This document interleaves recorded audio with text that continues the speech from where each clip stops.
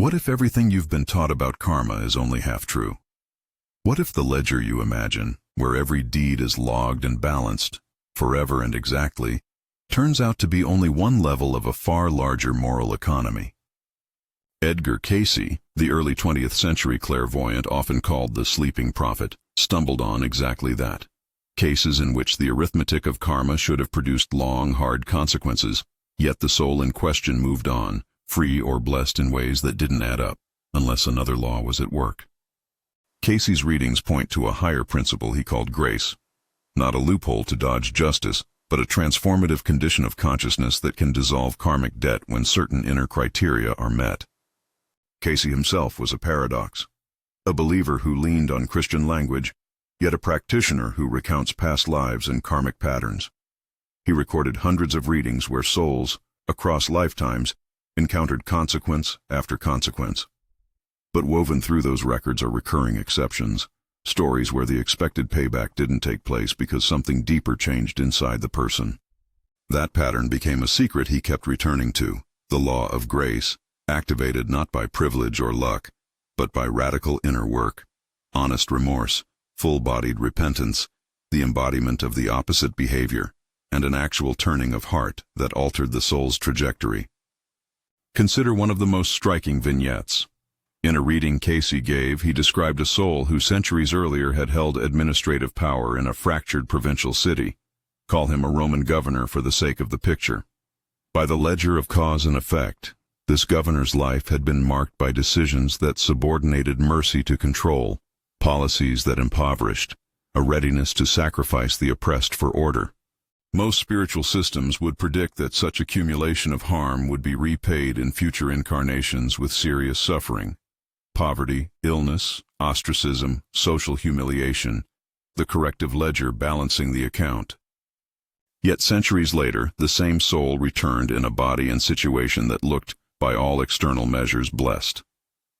The person lived in relative economic comfort, enjoyed a community of friends, and, in outward terms, seemed to have escaped the exactness of debt collection. How could that be? Cayce's readings didn't shrug and call it randomness. He described a process.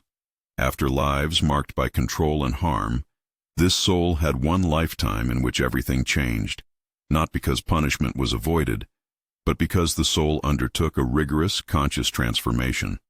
The person didn't merely feel guilty. They sat with the pain of what they had caused, acknowledged it fully in their interior life, and then intentionally practiced the opposite choices: generosity where hoarding had ruled, service where authority had bent toward domination, humility where pride had presided. That interior movement, Cayce said, activated grace. Grace as an operative law that altered the balance sheet. Pause and ask yourself, when a truly harmful pattern is met with genuine contrition and life-altering contravening behavior, is justice being bypassed, or is a deeper form of education happening? Cayce's language insists on the latter. Grace doesn't mean ignoring consequence. Instead, it changes the currency by which consequence is measured. Karma, in the analog he used, is mathematical, action in, action out, precision and inevitability. Grace, however, is exponential. One authentic breakthrough in consciousness can neutralize what would otherwise require lifetimes of exacting repayment.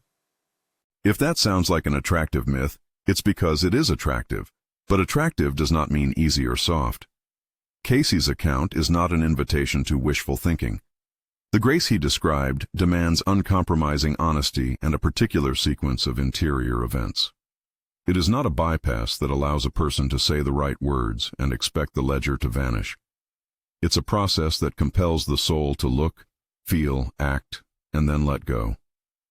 Another reading offers the image of a man born with a crippled leg. From the outside, such a condition could be read as the rebound of karmic choices, some physicality that matches a moral tally from earlier lives. In the reading, however, what eventually shifted wasn't merely a physical intervention or a miracle in the sensational sense. It was a shift in consciousness. The man underwent a sequence of inner practices. He intentionally reviewed his past decisions. He sat in the discomfort of regret without turning away. He offered genuine apology in his interior world to those he'd harmed across incarnations. And he then began to live as if he had no disability, not by pretending it wasn't there, but by refusing to let it define his available actions. Cayce's account doesn't reduce the final outcome to causal magic. He makes clear that the change came after the man did the hard spiritual work. There was accountability, an acceptance of previous wrongs, and an active embodied reversal of harmful patterns. The healing that followed, whether we interpret it as physical recovery or a profound reconfiguration of how suffering was experienced, came through grace, a realignment of consciousness that altered the pattern return mechanism. The crippled leg served as a teacher. The student finished the lesson in depth, and the teacher released him. A third case involves lineage, the stubborn generational patterns that seem to pass like fingerprints across family trees. Cayce recounted a family where alcoholism ran for generations, a conveyor belt of sorrow and self-destruction. In one striking reading, he described a person who, in a single lifetime, took on a program of radical interior work, intense self-examination, public and private acts of restitution, and a committed new way of relating to community and suffering. Over time, that person's children and grandchildren were freed to remarkable degrees from the alcohol pattern that had marked earlier generations. Cayce framed this as more than social modeling. He described a metaphysical effect in which one transformed node in a lineage altered the field for descendants, a kind of transgenerational grace that didn't erase responsibility, but changed the possibility space for future lives. These sketches are not mythical proofs. They are illustrative cases from Cayce's readings that refuse simple categorization. They force us to ask, how does grace operate in a system that otherwise seems governed by precise cause and effect? Cayce's answer is both spiritual and practical. He pointed to several consistent mechanisms: a deep, felt understanding of the harm one has caused, a willingness to feel that harm fully rather than intellectualize it, an active practice of forgiveness and of embodying the opposite behavior, and an explicit appeal for the higher help, phrased in his readings as asking for grace. Put more plainly, karma and grace operate like two different classrooms. Karma is the school of experience. You take the test, you learn through consequence. It is exacting. It leaves little margin for wishful thinking. Grace, on the other hand, is a kind of master class in which a single, honest breakthrough, experienced and embodied, teaches at a level that rewrites the curriculum. The breakthrough must be authentic. It cannot be performed, strategized, or faked. If one performs contrition as a social maneuver, Cayce warned, that performance itself becomes another layer of karma. Authenticity is the gate. When you strip away the spiritual language, the pattern looks like this. Repeated harm generates predictable consequences. Yet if, in a given lifetime, an individual genuinely reorients their interior life, feeling the pain they caused, aligning their choices with a contrary ethic, and sustaining new behavior, this interior work can change how future experience is balanced. Grace, then, is not immunity. It is transformation that converts debt into learning in a way that nullifies the need for identical rebalancing. A critical point in Cayce's articulation is that grace requires both feeling and enactment. He didn't accept easy apologies. In his readings, he often contrasted two kinds of forgiveness, the sort that is declared superficially, words without interior change, and the kind that moves through every layer of a person's being. The first, performative forgiveness, behaves like a bandage. It may make the social situation tolerable, but it does not alter the underlying karmic dynamic. In fact, Cayce implied, performative forgiveness can intensify the debt because it adds layers of self-deception or manipulation. The second kind, which he consistently praised, involves three criteria: unflinching honesty, calling the wrongdoing by its true name; full feeling in consciousness, allowing shame, sorrow, and remorse to be present without numbing; and behavioral embodiment, taking concrete actions that manifest the opposite choices previously made. Where those three align, grace is invoked. This is a high bar. It is also radical in its fairness. Cayce's picture preserves moral responsibility while introducing a doorway to rapid transformation. It's not a get-out-of-jail-free card. It is a path that costs the soul dearly in terms of vulnerability and labor. You must look, feel, and change. That is why Cayce often framed grace as the more difficult route, even though it leads to faster liberation. Karma is slow but straightforward. Grace is hard work that, when done, can send ripples through time. At this point, you might be wondering what the mechanism looks like in practical terms. How does one move toward this grace Cayce described? He offered concrete practices across his readings, tools for the interior labor that activates the higher law. Before listing them briefly, know that Cayce always framed these tools as aids to interior honesty, not as magical recipes. First, conscious review. The intentional recollection and sober examination of past actions and their motives. This is not rumination, but structured remembering with the aim of learning. Second, karmic meditation. A focused practice where one contemplates patterns of cause and effect in one's life and asks what lessons are present, not to punish, but to illuminate. Third, preemptive forgiveness. An inward offering of release toward those who have harmed us, undertaken not to gloss over pain, but to remove the residue of hatred that perpetuates suffering. Fourth, conscious blessing. A deliberate intention and spoken blessing for those one has harmed or who stand in the karmic chain, asking for their welfare even as one accepts responsibility. Cayce emphasized that these practices need to be coupled with behavioral change, small, consistent acts that embody new choices. If you want the short versions, consciously review your life with honesty, meditate on the causes you see, practice forgiveness as an active inner work, and bless those connected to your wounds, while committing to behaviors that prove the change. Each of these alone is useful. Together they become the process that, according to Cayce, opens the gate to grace. One micro-example Cayce's readings often used helps illustrate the texture of the work without turning it into technique. Imagine a person who recognizes, in a flash of painful clarity, that their frequent impatience and sharp retorts toward a sibling are rooted in a pattern of domination from earlier possibilities of life. Instead of simply promising to be nicer, they do the interior work. They sit with the shame that surfaces when they recall moments of cruelty. They name those moments in prayer or meditation. They intentionally reach out to the sibling with concrete acts of service.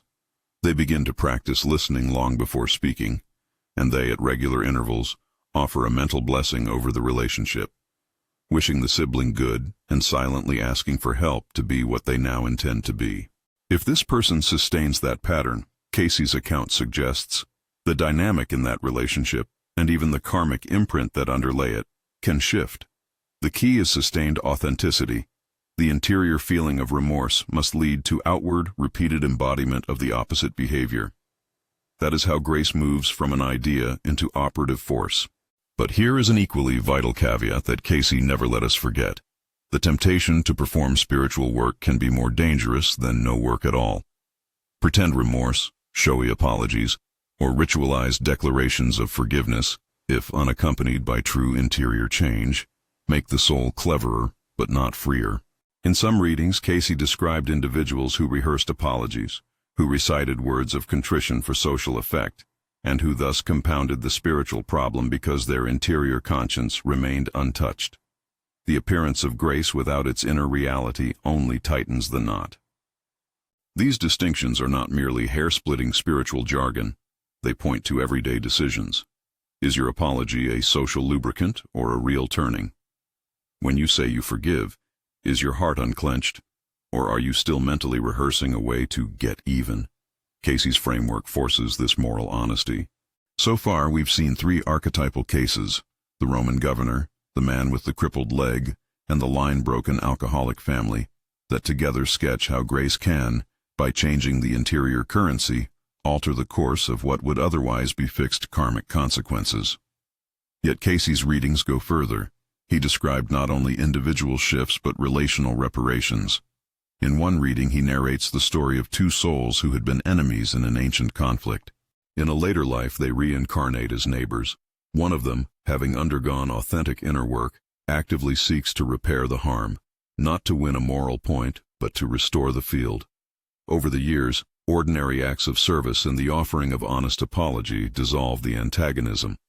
The relationship's polarity changes so profoundly that, in yet another lifetime down the line, they return as friends. Cayce's point is not to romanticize reincarnation into a feel-good plot. It is to show that where grace is real, the energetic imprint of hate can be transmuted into something that no longer demands repetition. These stories pose hard questions about fairness, justice, and the timescales of moral education. To a believer in a strictly mechanical karma, Cayce's cases seem like anomalies. To someone open to an operative grace, they are evidence of a higher-level moral pedagogy, one in which consciousness itself becomes the medium of correction, not merely experience. In Cayce's language, the soul's capacity to learn in depth matters more than the mere accumulation of suffering as a balancing act. At this point, some viewers might push back, and some should. Does the presence of grace mean some get away with evil-doing simply because they later faked contrition? No. Cayce's insistence on honesty, depth of feeling, and concrete counter-behavior is meant to prevent exactly that. Does grace absolve a person of social, legal, or medical responsibility? No. Cayce never suggested that spiritual transformation erases earthly consequence.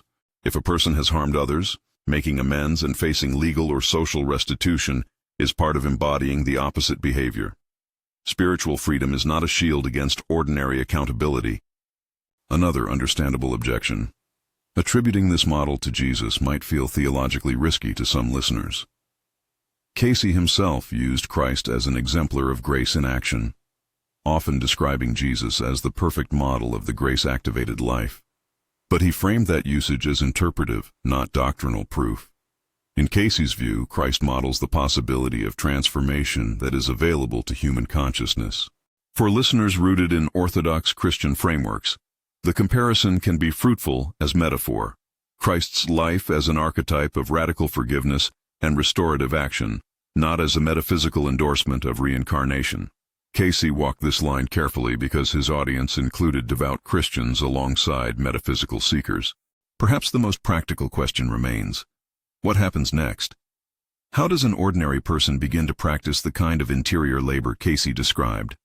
To repeat briefly the core practices in plain language: conscious review, karmic meditation, preemptive forgiveness, and conscious blessing are the building blocks.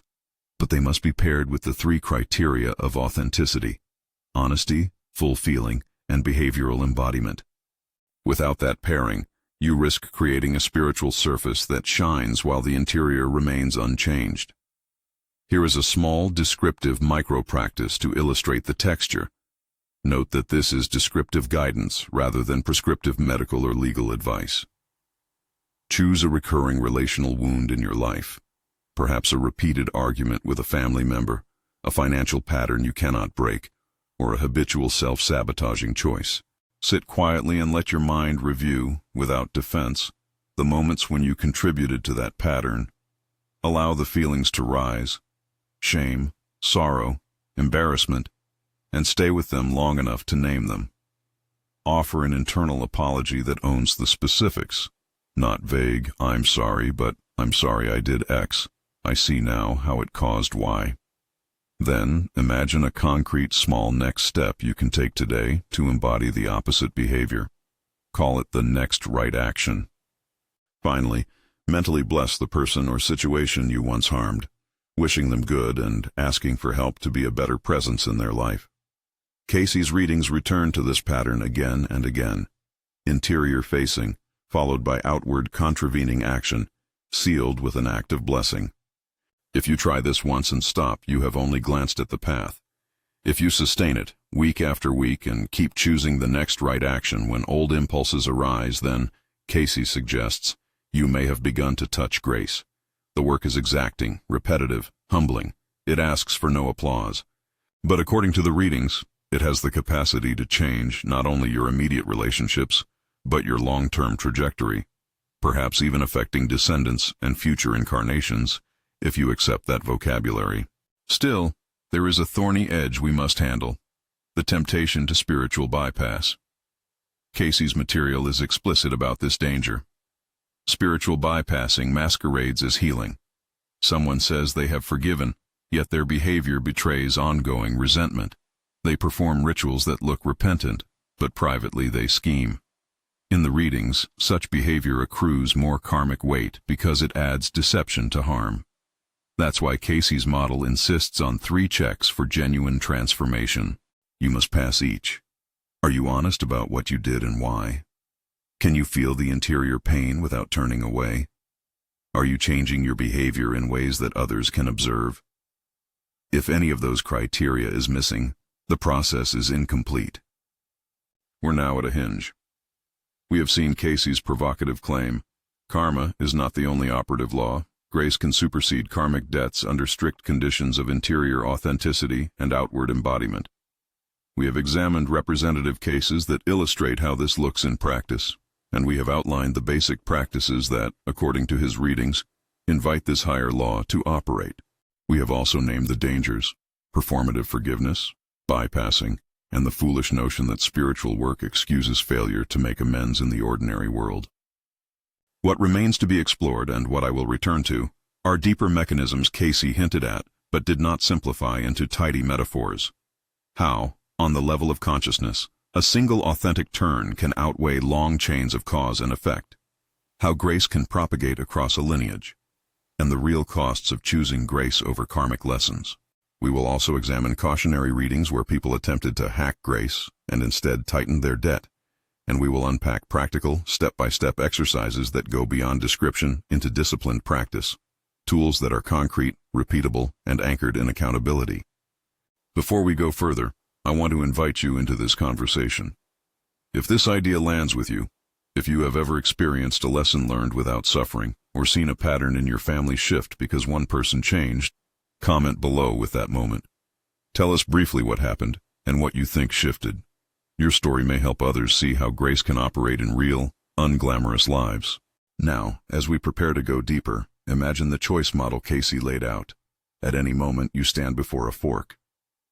One path is the classroom of experience, karma's steady curriculum. The other is the masterclass of transformed consciousness, grace's risky, demanding, but potentially liberating route. Choosing grace is not opting out of responsibility. It is choosing to absorb the lesson so intensely that the lesson need not repeat itself in the same form. The next segment will explore the mechanisms that explain how a single interior transformation can have such outsized effects, and we will look closely at the readings where people tried and failed to take the shortcut so you can recognize what to avoid. Now let's move from the sketch to the mechanism. How, according to Cayce's readings, a genuine interior turn, what he called the activation of grace, can change the trajectory that karma alone would have enforced. Think of it this way. Karma functions like a ledger that records deeds and consequences. It favors precision and repetition. Grace, in Cayce's language, functions more like a curricular rewrite at the level of consciousness. When a student finally understands the lesson so deeply that the lesson no longer needs to be taught in the same way, the curriculum itself is altered. That shift is not metaphysical hand-waving. Cayce describes it as a realignment in the way the soul processes cause and effect. To be concrete about the mechanism without inventing metaphysical machinery Cayce never named, repeated harmful choices create patterned responses in a person's character, habits, and relational field. Those patterns elicit predictable experiences back into the life. The person learns through reenactment. When a person meets that pattern with honest seeing and full feeling, when they feel the consequences as real within their interior life, rather than as abstract guilt, and then deliberately practices the opposite behavior in ordinary circumstances, something changes in how the pattern organizes future experience. The interior feeling must be deep enough to alter motive. The outward behavior must be consistent enough to retrain habit. Together they shift the attractor that used to pull the soul into repetitive experiences. Cayce's readings use simple images for this. One metaphor is the student who finally grasps a math concept. Instead of taking dozens of remedial tests, the student achieves an insight that allows them to pass forward. Another image he favored compares mathematics to exponential functions. Karma adds and subtracts in steady increments. Grace, when authentic, multiplies the moral learning so that one honest transformation cancels many smaller lessons. Again, Cayce always frames this as conditional, not automatic. The multiplying power of grace requires an interior fidelity that resembles rigorous study more than charismatic miracle. That conditional nature shows up starkly in several cautionary readings. In one class of cases, Individuals attempted to shortcut the interior labor by performing remorse in public or by verbal declarations of forgiveness without inward change. Cayce described these as theatrical apologies, beautiful words, hollow interior space. In these readings, the social mask produced short-term relief but increased inner tension because the conscience continued to register the unresolved harm. The performance generated a new layer of self-deception. Instead of reducing the debt, the person had compounded it. Now the soul carried both the original harm and the additional karma of pretended transformation. These readings serve as stern warnings. Grace cannot be gamed by rhetoric or ceremony alone. Another pattern appears where people sought experiential relief without restitution. Cayce emphasized that embodying the opposite behavior often requires making tangible amends, cash reparations when appropriate, vocational redirection, public service, or personal sacrifice that undid the structural harm done. In a notable reading, anonymized in the style Cayce used, the seeker who had used influence to deprive others of livelihood began a long program of public service and restitution. The work was awkward and costly. It required giving up social standing and replacing it with acts of humble service. The reading made clear that no interior turnaround that does not include outward repair will activate the kind of grace that nullifies karmic repetition.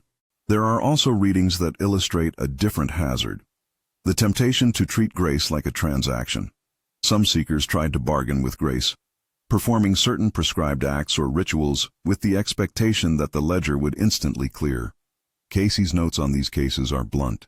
Ritual without interior transformation is a professionalizing of the soul's avoidance. It may look spiritual. It does not change the deep motives that produce the harmful actions. For Cayce, the operative factor is depth of consciousness, not the cleverness of ritual. So what does disciplined practice look like when it's done the way Cayce described?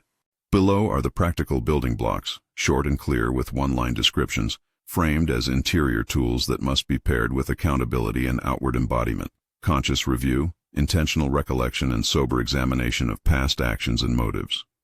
Karmic meditation, focused contemplation on recurring patterns to illuminate the lesson, not to punish.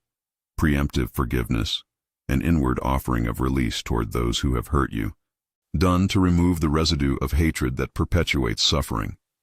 Conscious blessing, deliberate intention and spoken or mental blessing for those in your chain of harm, coupled with a request for help to live differently. Each of these by itself is helpful.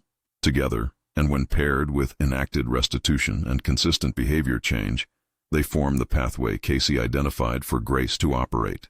If you want a disciplined frame that translates those building blocks into a repeatable program, consider this practical roadmap, designed in the spirit of Cayce's counsel, not as doctrine or guarantee, and always to be pursued alongside appropriate professional, medical, or legal advice when needed.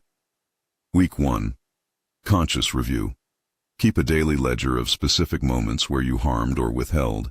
Write concrete details and the motives underlying your actions. Week 2. Full feeling.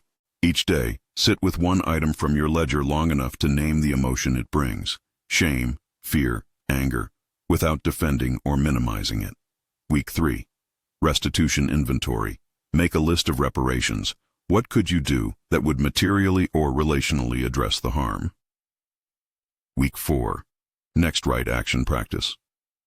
Choose small, observable acts that embody the opposite behavior and do them repeatedly. Document them. Week 5. Accountability and confession.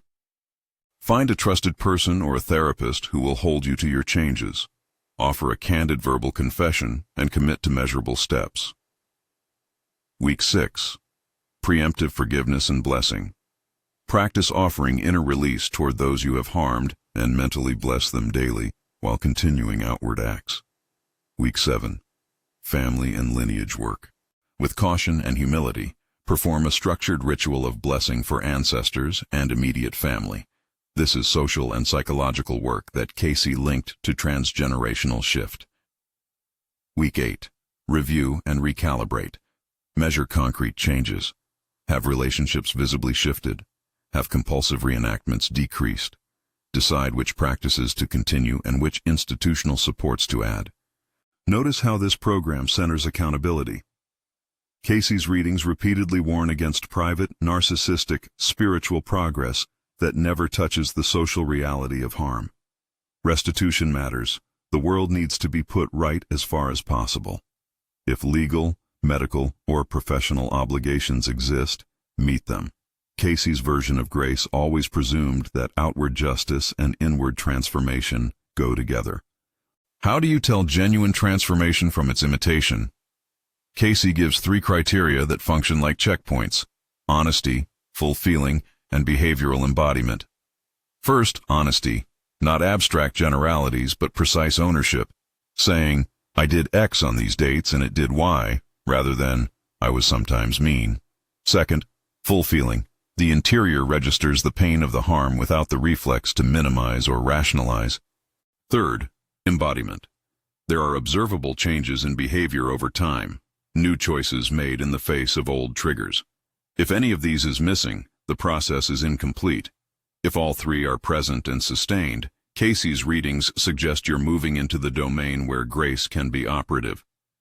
Readings that show failure often display one of these defects. A person may be honest, but avoid feeling. They can confess without weeping. Or they may feel but avoid concrete action.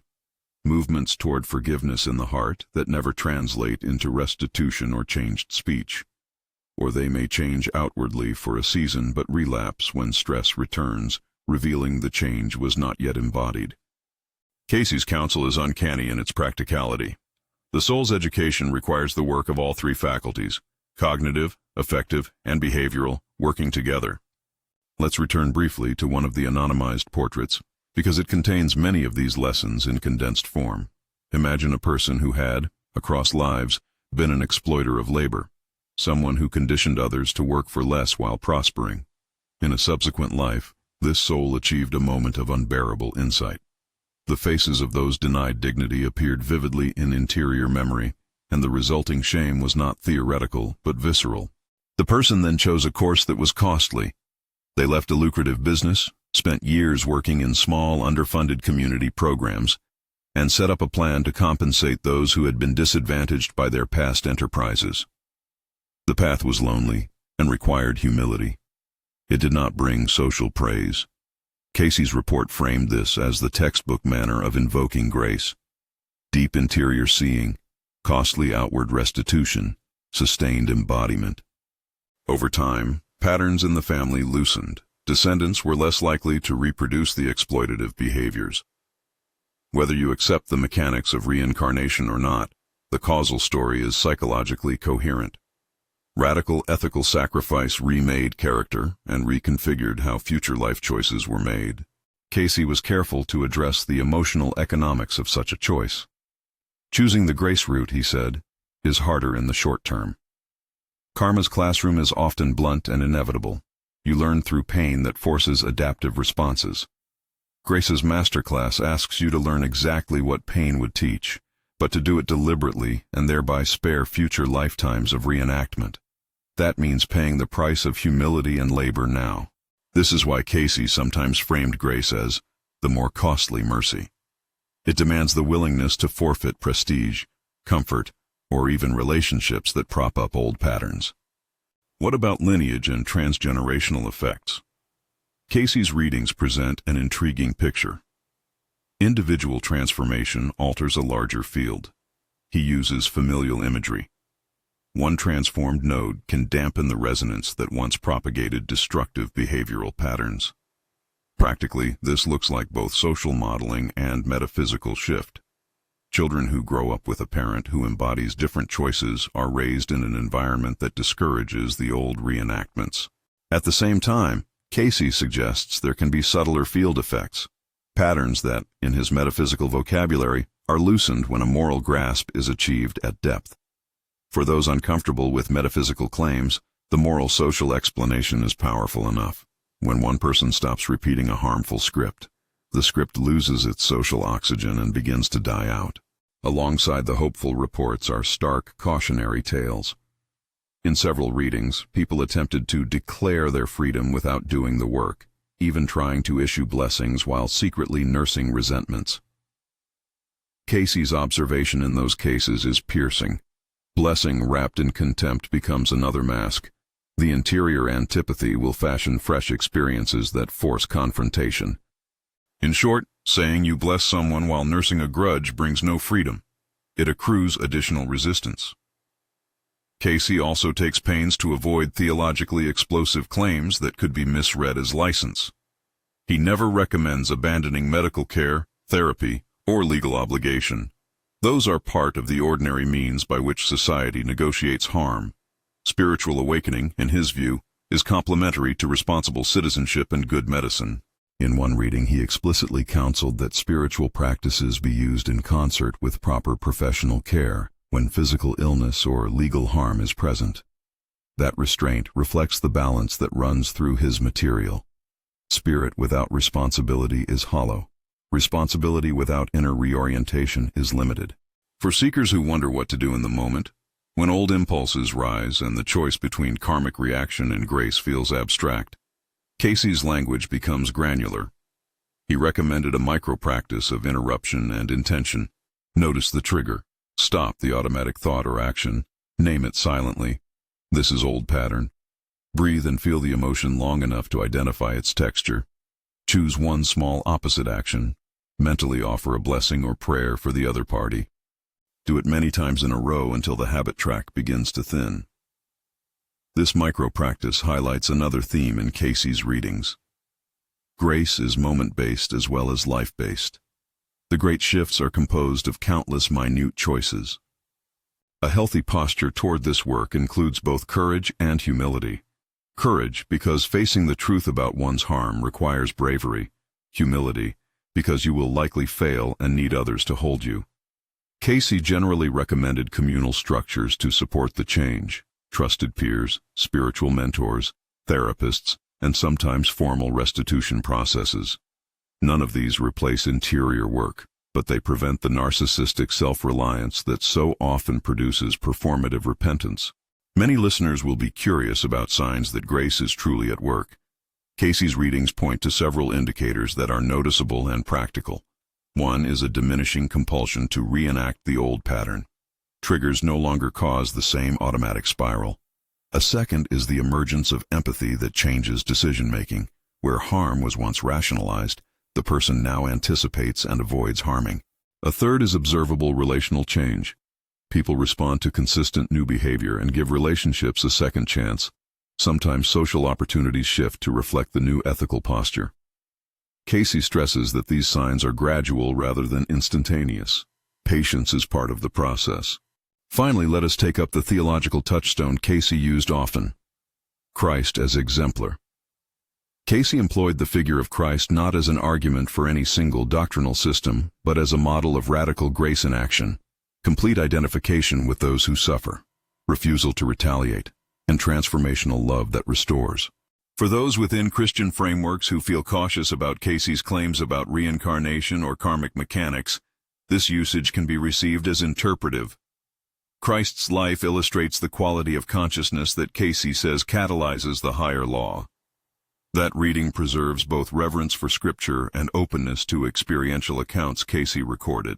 It also avoids turning Christ into a metaphysical proof for any system. Rather, Christ's example becomes a practical map for how to embody the countervailing habit that undoes harm. All of this brings us back to the central choice model. At every moment you stand before two pedagogies. One pedagogy, karma, teaches through repetition and consequence. The other, grace, teaches through interior reconstruction and sacrifice. Cayce's emphasis is that grace is available but costly. It demands brutal honesty, felt sorrow, and the consistent practice of opposite action. It requires repair, restitution, and humility in the social sphere. It asks that you be willing to suffer the consequence of changing your life now, so that the pattern need not repeat. If you are ready to begin, here are 3 immediate, doable moves you can take right now, without theatrics, and that will orient you toward the work Cayce described. First, pick one recurring relational wound and write a single paragraph owning the specific action you took that contributed to it. Second, identify one concrete reparative act you can do within the next week. Nothing dramatic, just one honest step. And commit to doing it.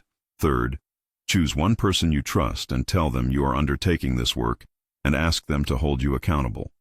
These moves obey Cayce's insistence on interior seeing, external repair, and communal accountability. None of this promises that your life will instantly change or that old consequences will evaporate. Cayce's readings never framed grace as a cheat code. Rather, they present grace as a rarer, harder path whose effect is disproportionate when genuinely enacted. A single transformed life can loosen patterns across generations, change relational fields, and alter the soul's learning trajectory. That is the secret the title promises. Why karma isn't universal in its application, because there exists, according to Cayce, a higher operative principle that can, when truly activated, reconfigure how learning is delivered. Now the choice rests in practical terms with you. When you notice the old impulse, will you react and thereby enroll yourself once more in the classroom of experience? Or will you stop, feel, confess honestly, embody the opposite, make repair, and persist, inviting the harder but faster possibility of grace? The readings Cayce recorded insist that the second path is possible, costly, and real, but only when sincerity, feeling, and behavior align. If this teaching has stirred something in you, subscribe and share this video with someone who needs to hear that transformation requires honesty and labor, and that a higher way of learning exists for those willing to pay the price. Remember, grace, as Cayce revealed it, is not an escape from responsibility. It is a tougher, faster way to freedom for those brave enough to undertake it.